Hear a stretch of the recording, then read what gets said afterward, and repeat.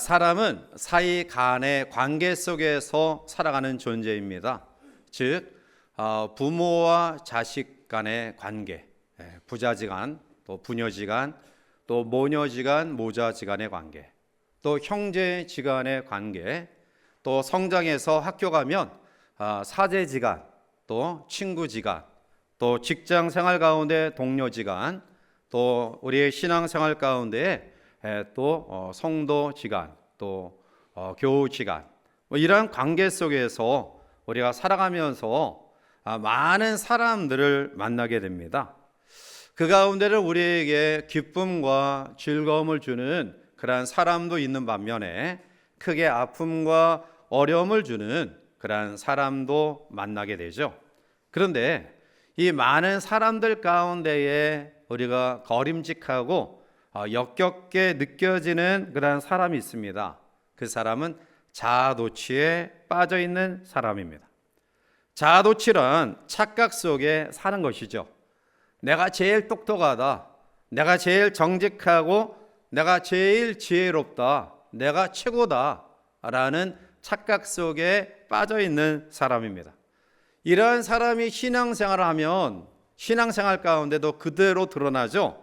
나만큼 신앙생활 잘하는 사람 없어, 내가 제일 최고야, 이러한 마음을 가지고 신앙생활에 나갑니다.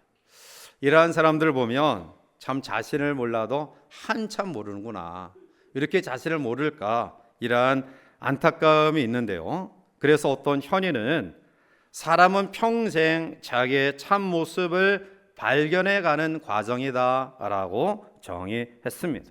자, 그런데 우리는 사실 나 자신을 잘 모르지만 우리를 나 자신보다 더 완전하고 완벽하게 아시는 분이 계십니다. 그분은 바로 우리가 믿는 전능하신 창조주 하나님이십니다.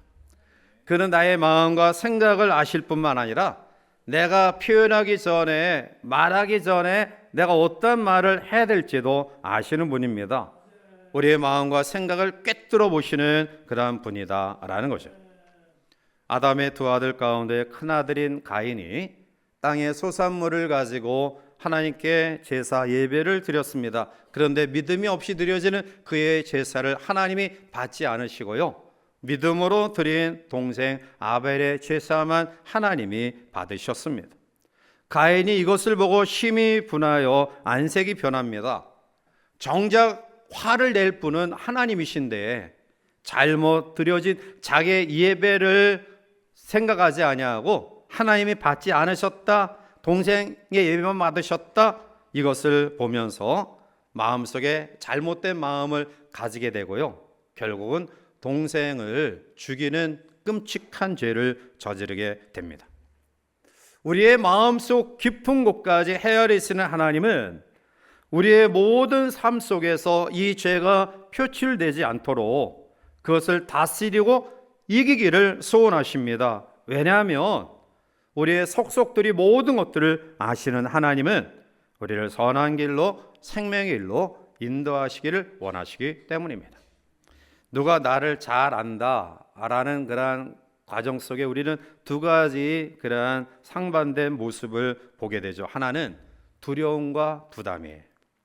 나를 싫어하는 사람, 나를 부정적으로 생각하는 사람이 나를 잘 알고 있다라고 생각하고 이야기하고 표현한다. 그러면 혹시 잘못된, 또 오도된, 왜곡된 그러한 말과 행동을 하지 아니할까 두려움과 염려를 가지게 돼요. 그런데 평소에 나와 아름다운 관계를 맺고 또 친분을 가지면서 사랑하고 또 긍휼의 마음을 가지고 함께한 사람이 나를 알고, 그리고 그 사람이 어떠한 표현을 할 때에는 우리의 마음속에 기쁨과 위로가, 용기가 되어져요. 자, 이와 같이 우리들의 관계 속에서 이 사람과의 관계는 대단히 중요하다라는 거죠. 이것은 교회 생활 가운데서도 마찬가지예요. 오늘 특별히 원문의 배경은 로마 교회를 통해 주시는 하나님의 말씀이에요. 당시 로마 교회가 여러 가지 핍박과 또 여러 가지 어려운 가운데서도 교회가 아름답게 세워져 가는 과정 속에 유대인, 즉 유대 크리스천들과 이방 크리스천들 간의 갈등과 문제가 생겨나게 돼요. 그러다 보니까 서로 비난하고 헐뜯고 정죄하고 헤아리는 그런 문제가 대두됩니다. 특히 글라우디오 황제가 죽자 그 사람이 살아있을 때 내려졌던 칙령, 즉 유대인들의 활성화와 또 이 성장을 두려워해서 유대인들은 로마 시내에 살지 못하도록 하는 이 칙령이 반포되었어요. 그래서 유대인들이 다 로마 외곽으로 쫓겨났는데 이 글라우디오 황제가 죽자 이 칙령이 자연히 취소됐고요. 흩어져 있던 유대인들이 다시 로마로 몰려들면서 로마 교회는 이 유대인 크리스천들과 그리고 로마 사람들 그리고 이방 이 크리스천들이 함께 공존하여 신앙생활하는 가운데 있어서 여기서 이제 문제가 드러나게 된 거예요. 즉 유대인 크리스천들은 복음을 접하고 신앙생활하지만 여전히 그들이 오랫동안 가지고 왔던 관습과 전통에 대해서 쉽게 포기하기가 어려웠어요. 그래서 안식일에 대한 문제, 그리고 절기에 대한 문제, 그리고 음식에 대한 문제, 이런 여러 가지 것들로 인하여 율법적인 의식을 가지고 그것을 고수해야 된다라고 주장했고요. 그리고 이방 크리스천들은 그리스도 예수 안에서 자유함을 얻었으니 우리가 그런 것에서 좀 벗어나자, 이러한 주장을 했던 거예요. 로마서 14장 5절 말씀 가운데 오면 어떤 사람은 이 날을 전날보다 낮게 여기고 어떤 사람은 모든 날을 같게 여기나니 각각 자기 마음으로 확정할지니라 라고 말하죠. 즉 안식일이 더 중요하다, 또 절기 가운데 어떤 절기가 더 중요하다, 이 날이 더 소중하다, 또 어떤 분들은 아니다, 그리스도 예수 안에서 모든 날들이 같은 의미를 가지고 있다라고 이야기하죠. 심지어는 음식에 대해서 부정적인 그러한 생각을 가진 사람들, 또 그것에 대해서 그냥 받아들이는 사람들이 있었어요. 그래서 오늘 본문 14절에 내가 주 예수 안에서 알고 확신하노니 무엇이든지 스스로 속된 것이 없으되 다만 속되게 여기는 그 사람에게는 속되니라. 이 말씀이 반경건주의자의 주장처럼 보이지만 그러나 사도 바울의 이 고백과 그리고 권면은 음식의 영역뿐만 아니라 모든 영역에 하나님의 간섭하시고 다스리는 그런 모든 것들 속에 속된 것 없다, 그것을 받아들이는 사람에게 달려있다라고 이야기하면서 15절에 만일 음식으로 말미암아 내 형제가 근심하게 되면 이는 내가 사랑으로 행하지 아니함이라. 그리스도께서 대신하여 죽으신 형제를 내 음식으로 망하게 하지 말라라고 말씀하고 있어요. 지역적인 문제 때문에 형제 간에 금이 가서는 안 된다라는 거예요. 서로 받아서 사랑으로 일치되어 이 문제들을 은혜롭게 해결해 나가야 된다는 것입니다. 사람들이 살아가는 공동체는 문제없는 공동체가 없어요. 심지어는 혈연 공동체로 맺어진 가정에서도 여러 가지 문제와 갈등이 있잖아요. 직장도 마찬가지고요, 학교 생활도 마찬가지고요, 교회 생활도 마찬가지예요. 자, 그런데 교회 분쟁의 불씨는 의견이 다른 것에 문제가 있는 것이 아니라 그 다른 의견차를 어떻게 다루느냐, 이것을 잘못 다루는 데에 문제가 야기되어지는 거예요. 오늘 바울은 16절에 그러므로 너희의 선한 것이 비방을 받지 않게 하라 라고 말해. 즉 우리가 조심해야 될 부분이 뭐냐 하면, 내가 주의를 합니다, 하나님을 합니다, 이것은 말씀이 우리에게 보여주신 그러한 일입니다. 그러면서 그 일을 강조하며 그 일을 한다고 하면서 비방을 받는 그런 일들이 있어서는 안 된다라는 거예요. 그래서 오늘 사도 바울은 조심해야 될 부분은 음식, 또 날, 절기, 이 지역적인 문제 때문에 하나님의 가장 큰 소원인 생명에 대한, 영혼에 대한, 그리고 구원에 대한 이러한 부분들에 낙심하여 절망하여 이탈하는 일들이 없도록 이러한 마음을 가져라라고 권고하고 있는 겁니다. 그러면서 사도 바울은 이어서 하나님의 나라의 실제에 대해서 이야기합니다. 하나님의 나라는 장소적인 개념이 아니라는 거예요.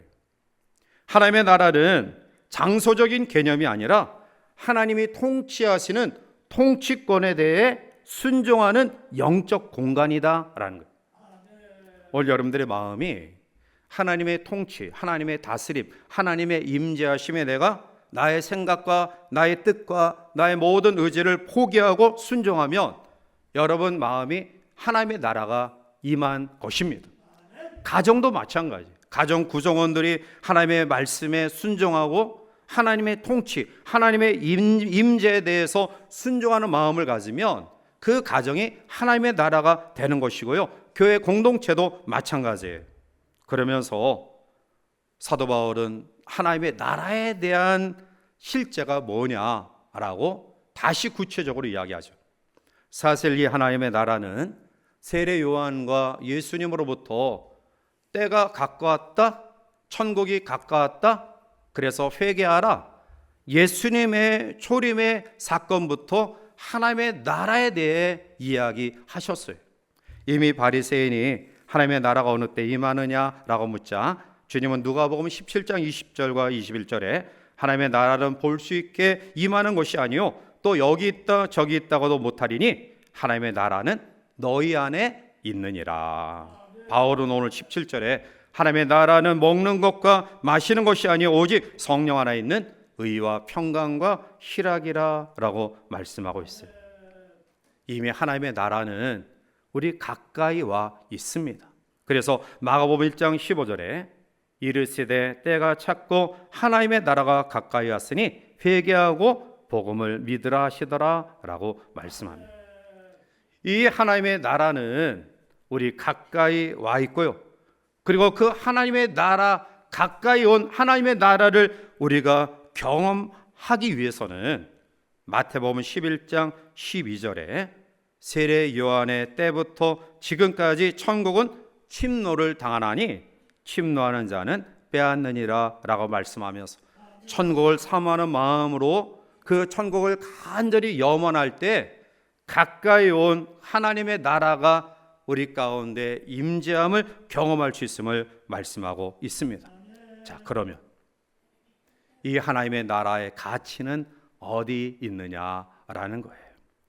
오늘 우리에게 필요한 것은 누가 하나님의 몸된 교회에 열심을 가지고 있느냐, 또 어떠한 사람이 더 능력이 많으냐, 어떤 사람이 밤새워 기도했느냐, 이러한 것이 중요한 것이 아닙니다.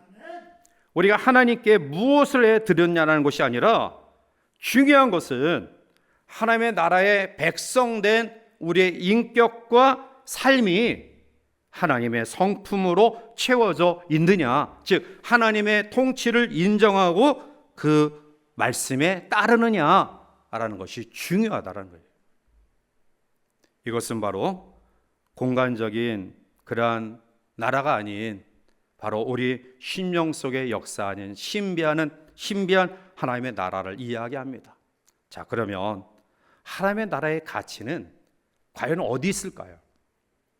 하나님의 나라에 대한 가치가 우리가 봉사나 헌신, 또 기도나 구제 이런 것들을 잘못됐다고 이야기하지 않아요. 하나님의 나라의 가치가 무엇이 우선되어야 되느냐? 오늘 바울은 우리에게 17절 말씀 가운데서 오직 성령 안에 있는 의와 라고 의의 나라임을 이야기해요.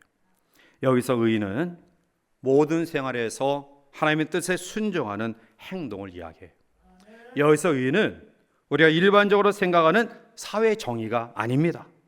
여기서 의는 하나님의 뜻에 순종하여 하나님과 우리의 관계의 올바른 회복, 그리고 그 하나님과의 관계 회복 속에 사람과 사람 사이의 관계 회복을 이야기합니다.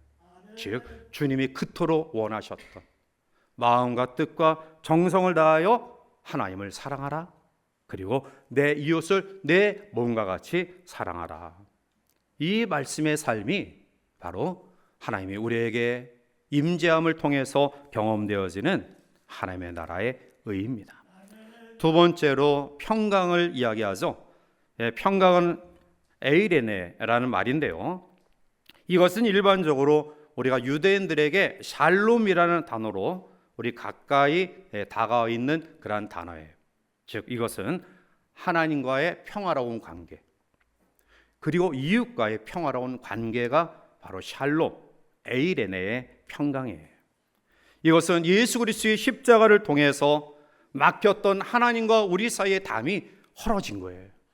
도저히 하나님께 나아갈 수 없는 죄인된 우리와 하나님 사이에 이 막혔던 담을 예수 그리스도의 십자가의 보혈로 허물어 주시고요, 우리는 다시 하나님과 교통할 수 있는, 하나님과 교제할 수 있는 은혜를 얻게 되는데요, 이 관계가 평강이다라는 거예요.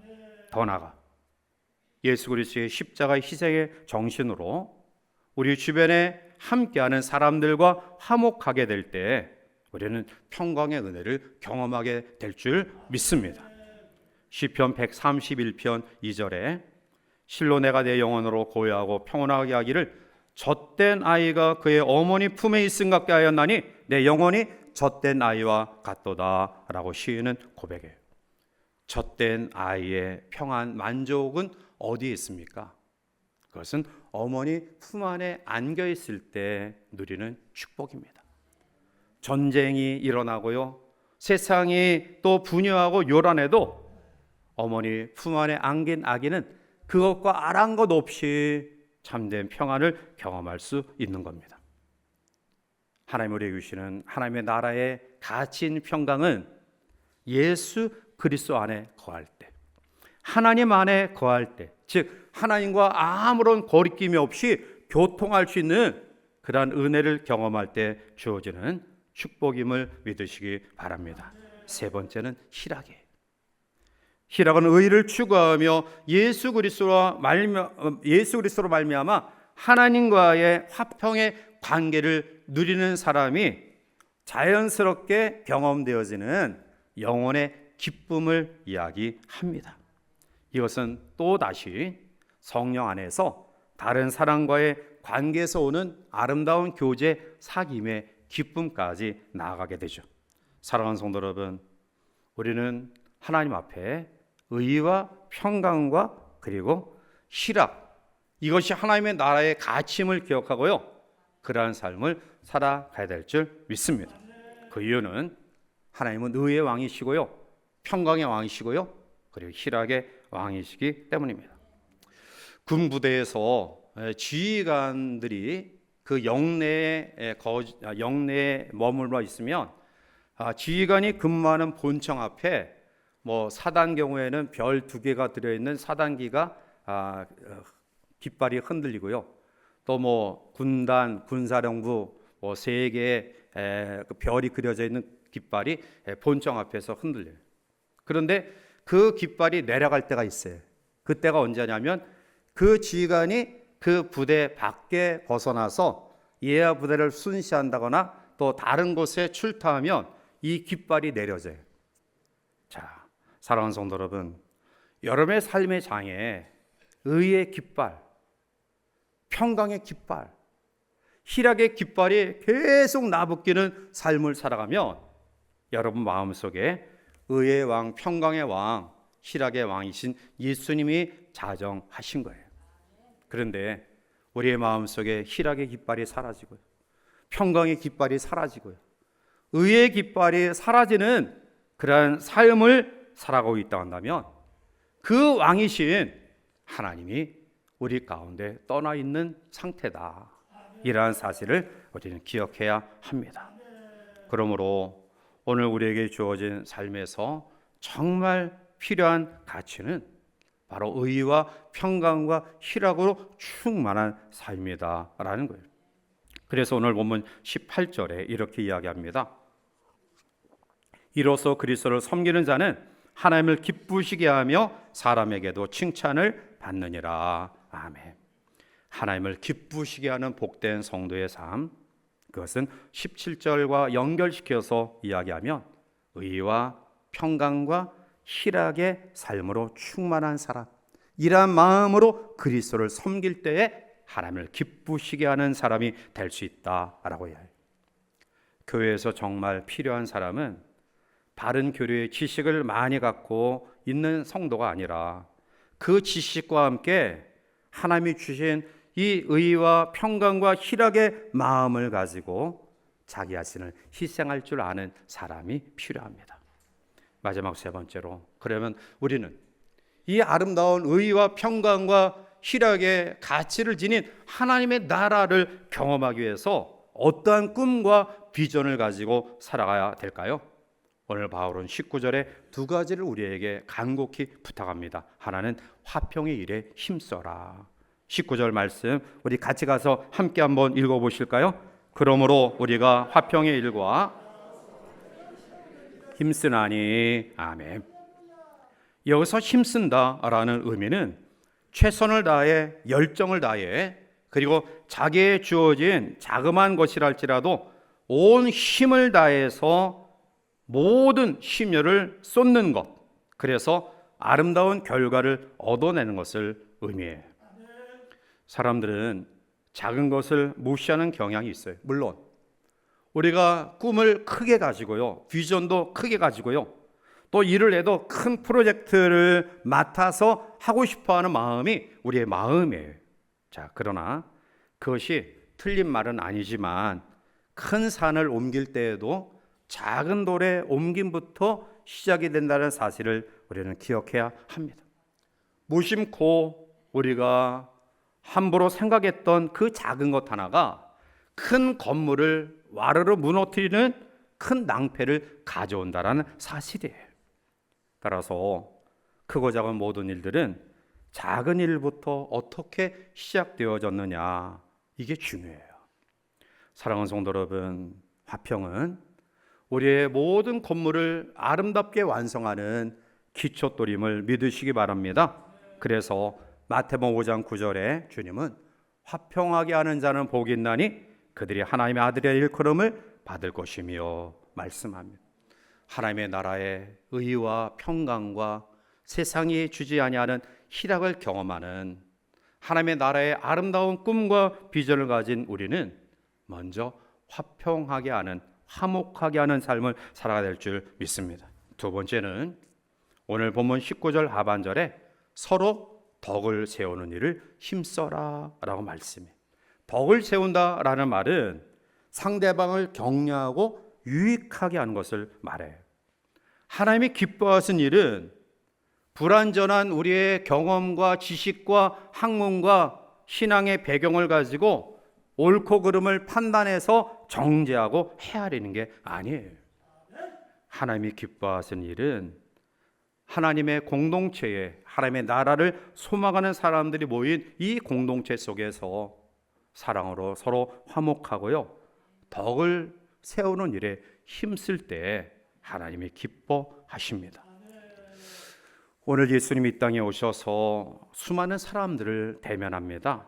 그런데 예수님이 만나는 사람이, 완전하신 예수님을 만나는 사람들이 완전한 사람은 어디 있어요? 대부분이 소외당하고 아파하고 힘들어하고 심지어는 부도덕한 모습을 가진 사람들이에요. 그런데 예수님은 그들을 대할 때마다 한 번도 그들을 먼저 정죄하거나 비난하거나 경책하지 않으셨고요, 그 사람의 장점을 보시고 또 그 사람의 미래를 보시고 이해하며 수용하며 격려하며 교훈하셨어요. 그런데 여러분, 놀라웠게도 예수님의 이 아름다운 포용과 수용과 사랑의 태도는 그들 스스로 자신들의 삶을 변화 가운데 세워지는 아름다운 삶으로 나아갔다라는 사실입니다. 그렇습니다. 불완전한 우리가 옳고 그름에 대한 시시비비를 통해서 사람을 완전하게 바꿀 수 없고요, 하나님의 마음을 기쁘게 할 수 없어요.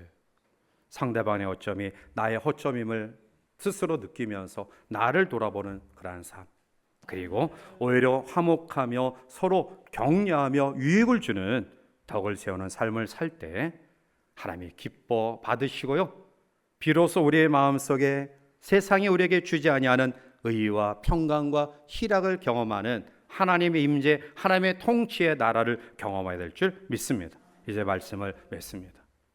사람이 살아가는 우리의 공동체 속에 갈등 없을 수 없습니다. 그리고 문제 없을 수 없어요. 그러한 가운데서 스스로 잘난 체하며 착각하는 사람도 있고요. 다른 사람을 비난하고 헐뜯는 사람도 있어요. 교회 공동체 안에서도 여러 가지 비난과 험담이 오고 가기도 하고요. 터무니없는 말로 성도의 마음을 아프게 하는 일도 우리 가운데 있어요. 로마 교회가 그랬어요.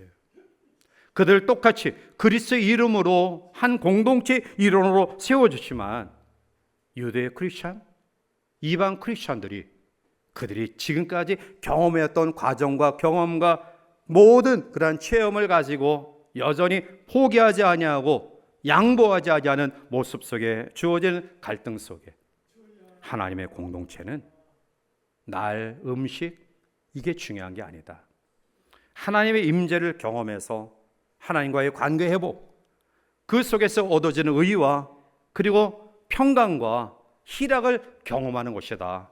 그러기 위해서 로마 교회 성도들에게 두 가지를 간곡히 부탁했던 것처럼 오늘 우리 가운데 주시는 교훈임을 다시 한번 기억하고요. 정말 이 힘든 세상 가운데서 하나님의 의, 하나님의 평강, 하나님의 희락이 채워지기 위해서 우리 모두가 오늘 주신 말씀을 묵상하면서 화목을 도모하고요. 서로 덕을 세우는 일에 힘쓰는 우리 모두가 되어 건강한 하나님의 나라를 내 심령과 가정과 교회 속에서 이뤄가시기를 주님의 이름으로 간절히 축원해 드립니다.